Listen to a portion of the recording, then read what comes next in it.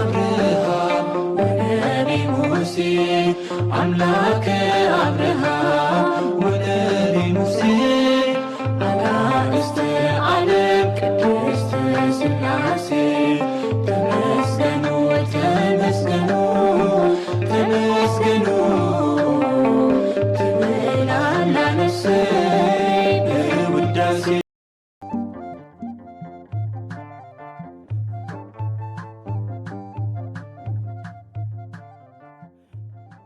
በስመ ሥላሴ በስመ አብ ወወልድ ወመንፈስ ቅዱስ አሐዱ አምላክ አሜን። ሰላም እግዚአብሔር አምላክ ምስ ኩላትኩም ይኹን። ስድራ እግዚአብሔር አምላክ ከመይ ሓዲርኩም?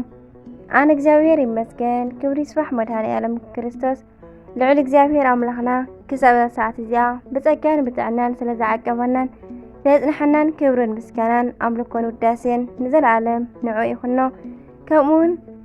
ከምኡውን ነታርህርት ህሊና ቅድስተ ቅዱሳን ንጽሕተ ንጹሓን ወላዲተ አምላኽ ወላዲተ ቃል ዝኾነት ቅድስቲ ኪዳነ ምሕረት አደይ ቅዱስ ወዳ ብዝሃባ ክብርን ምስጋናን ውዳሴን ይብጽሐያ። ከምኡውን ንኹሎም ቅዱሳና እግዚአብሔር አምላኽና ብዝሃቦም ክብሪ ብዝሃቦም ጸጋ ከከም መዓርጎም ክብርን ምስጋናን ንዘለዓለም ንዖም ይኹን አሜን። 27 ለካቲት ናይ ዕለቱ ስንክሳር ድሰምዕ ዘንብብ ፍቕሪ ጎይታ ኣብ ልቡ ይዕንብብ ሓለዋን ጸሎትን ናይ ቅዱሳን ድማ ይረክብ። ዝክረ ጻድቅ ለዓለም ይሄሉ ዝኽረ ናይ ጻድቅ ንዓለም ይዝነብር አሜን። ካብ ኩሉ ክፉእ ዘበለ ክትሕኑ ንቅዱሳን ተማሕፀኑ አሜን። ኣብ ዝሃሊኹም ሃሊኹም መድኃኔ ዓለም ክርስቶስ ይሓልኹም ምሕረቱን ቸርነቱን ለዋሃቱን ናይ መድኃኔ ዓለም ምስ ኩላትና ደቂ ተዋህደ ይኹን አሜን። ኢሳይያስ ምዕራፍ 56 ፍቕዲ ካብ 5 ክሳብ 6 ንሱ ግና ብሰሪ ገበና ቆሰለ ብሰሪ ኣበሳና ድማ ተኸትከተ። ንሕና ሰላም እንቲ ክንረክብ መቕጻዕቲ ናብኡ ወረደ። ንሕና እውን ብስምብራቱ ሓዌና ኩላትና ከም ኣባጊዕ ተባረርና። ነፍሲ ወከፍና ነናብ መገዱ ዘንበለ እግዚአብሔር ከዓ ኣበሳ ኩላትና ኣብኡ ኣውደቆ። ብኸምዚ ዋጋ ኢና ተረኺብና እሞ ነዚ ብደም ዝተገዝአ ሃይማኖትና ጸኒዕና ንምንባር የብቅዐና አሜን። ቀዳማይ ጴጥሮስ ምዕራፍ 2 ፍቕዲ 21 ክሳብ 25 ድማ ነዚ ኢኹም እንተጸዋዕኩም እሞ ክርስቶስ ከዓ ምእንቲ ኣሰኣሰርኩም ክስዕቡ ኣርአያ ሓዲጉልኩም ምእንተኹም መከራ ጸገበ። ንሱ ሓጢአት ዘይገበረ ተንኰል እውን ኣብ ኣፉ ዘይተረኽቦ ምስ ጸረፍዎ መሊሱ ዘይጸረፈ መከራ ምሳጽገብዎ ከዓ ነቲ ብቕንዕና ዝፈርድ ደኣ ነገሩ ኣሕሊፉ ሃበ እምበር ዘየፈራርሐ ንሓጢአት መዊትናስ ንጽድቂ ምእንቲ ክንረክብ ንሱ ባዕሉ ንሓጢአትና ኣብ ስጋኡ ኣብ ዕንፀይቲ ጸሮ። ብቁስሉ ኢኹም ዝሓወኹም ከም ኣብ እተባረረ ኣባጊዕኹም ነርኩም እኹምሞ ሕጅግና ናብቲ ጓሳኹምን ሓላው ነፍሳትኩምን ተመሊስኩም ኣለኹም። መድኃኔ ዓለም ኣምላኽና ክብርን ምስጋናን ንዘለዓለም ንዑ ይኹኖ አሜን። ለካቲት 27 እንኳዕ ናብ ዓብይ ሊቅን ጻድቅን ቅዱስ ኣንስጣስዮስን ኣቡነ ዓምደ ሥላሴን ዓመታዊ ናይ ዕረፍቲ በዓል ብሰላም ኣብጽሐኩም ኣብጽሐና። በስመ አብ ወወልድ ወመንፈስ ቅዱስ አሐዱ አምላክ አሜን። ቅዱስ ኣንስጣስዮስ ሊቅ ቅዱስ ኣንስጣስዮስ ኣብ 4ይ ክፍለ ዘመን ዝተላዕለ ሶርያዊ ናይ ነገረ መለኮት ሊቅ ገዳማዊ ጻድቅን ናይ መንበረ አንጾኪያ ሊቀ ጳጳሳትን ነበረ። እዚ ቅዱስ ንርጉም አርዮስ ካብ ዘወገዝዎ 318 ቅዱሳን ሊቃውንቲ ሓደ እዩ። ድሕሪ 5 ዓመታት ብዙሕ ድርሳናት ጽሒፉ ሃዋርያዊ ኣገልግሎቱ ፈጺሙ ኣብ 330 ዓመተ ምህረት ዓረፈ። ዝዓረፈ ግን አርዮሳውያን ብዘቐረብዎ ክሲ ብሓሶት ተመስኪርዎ ብግፍዒ ተሰዲዱ እዩ። ቅዱስ ዮሐንስ አፈወርቅ ድማ ስለ ውዕለቱ ናይ ውዳሴ ደርሳን ጽሒፉሉ እዩ። በረኸቱ ይሕደረና። አቡነ ዓምደ ሥላሴ እዞም ዓብይ ጻድቅ ሃዋርያዊ አቡነ ዓምደ ሥላሴ ናይ ትውልዲ ሃገሮም ጎጃም ክኸውን ከሎ ዝተወልድሉ በዚ ዕለት ለካቲት 27 እዩ።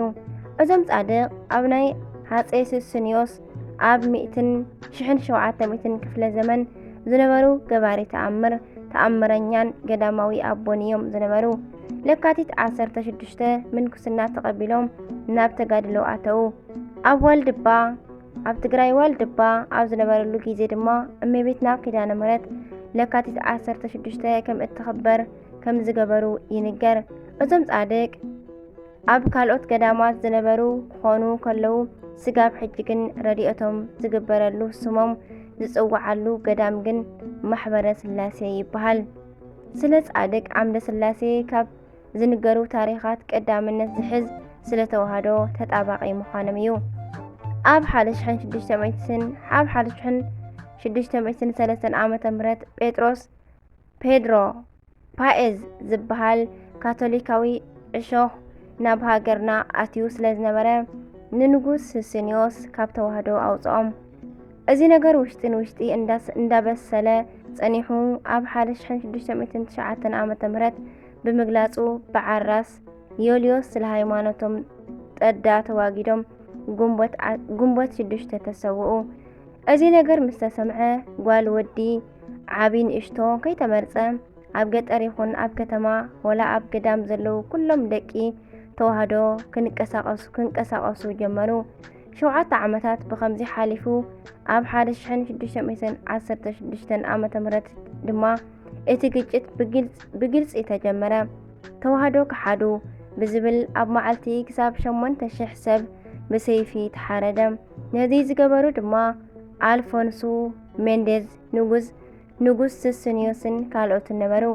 ኣብቲ ግዜ ካብ ቤተ መንግስቲ በዓል ንግስቲ ወልዲ ሰኣላ ሰበይቲ ሱስንዮስ ካብ ጻድቃን ኣበው ዘርአብሩክ ዘግሺ ሃራ ድንግል ዘደራ ምእመነ ድንግል ዘጭጊ ዓምደ ስላሴ ዘማህበረ ስላሴ ካብ ቅዱሳን በዓል ፍቅርተ ክርስቶስ ወለተ ጴጥሮስ ወለተ ጳውሎስ እህተ ጴጥሮስ ስለ ሃይማኖቶም ተዋህዶ ጠበቓ ኮይኖም ንህዝቢ መሃሩ፣ መከራውን ተቐበሉ።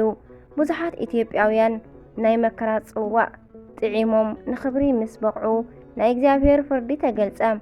ብናይ ጻድቃን በዓል ዓምደ ስላሴ ሓዘን ንጉስ ሓመመ፣ መልሓሱ ተጎልጉሉ ድማ ወፀ። በዚ ጊዜ ኣቤቶ ፋሲለደስ ንኣባ ዓምደ ስላሴን ንኻልኦት ቅዱሳንን ኣቦይ ኣድሑንለይ ተዋህዶ ድማ ትመለስ በሎም። እዞም ጻድቕ ድማ ምስ ብጸሎቶም ጸልዮም ንንጉስ ኣድሓንዎ። ኣብ ክንድኡ ድማ ነዚ ኣኣወጁ። ፋሲል ይንገስ፣ ሃይማኖት ተዋህዶ ይመለስ፣ ናይ ሮም ሃይማኖት ይፍለስ። ድሕሪኡ ካብ 1624 ዓመተ ምህረት ፋሲል ምስ ነገሰ ኣባ ዓምደ ስላሴ ንገዳሞም ብዙሕ ቦታ ሓጺሮም ብተጋድሎ ነቢሮም። በዛ ዕለት ለማዓንቲ ዓረፉ። ኣምላኪ ቅዱሳን ኣብዛ ቅንዕቲ እምነት ተዋህዶና ንኹልና ክሳብ ፍጻሜ ዘመንና የጽንዐና፣ ካብ በረከተ ቅዱሳን ከዓ ይኽፈለና ኣሜን። ብጸለቶም ብኣማላድነቶም ድማ መድኃኔ ዓለም ኣቦይ ይቕረ ይበለልና። ለካቲት 27 ዝኽበሩ ዓመታዊ ናይ ቅዱሳን በዓላት ኣባ ኣንስጣስዮስ ርቱዕ ሃይማኖት ዘአንጾኪያ፣ ኣቡነ ዓምደ ስላሴ። ወርሓዊ በዓላት ድማ ናይ ጎይታናን ኣምላኽናን ንጉስናን መድኃኒናን ኢየሱስ ክርስቶስ በዓለ ስቕለት፣ ኣቡነ መብአ ጽዮን፣ ቅዱስ መቃርዮስ ናይ ኩሎም መነኮሳት ሓለቓ፣ ቅዱስ ፊቅጦስ ሰማዕት፣ ቅዱስ ያዕቆብ ዘጉሙድ፣ ቅዱስ ገላውዴዎስ ሰማዕት ንጉሰ ኢትዮጵያ፣ ቅዱስ ቢፋሞን ጻድቅና ሰማዕት ኣሜን። ናይዞም ኩሎም ዓመታውን ወርሓውን ተኸቢሮም ዝውዕሉ ቅዱሳና በረኻቶም ይሕደረና።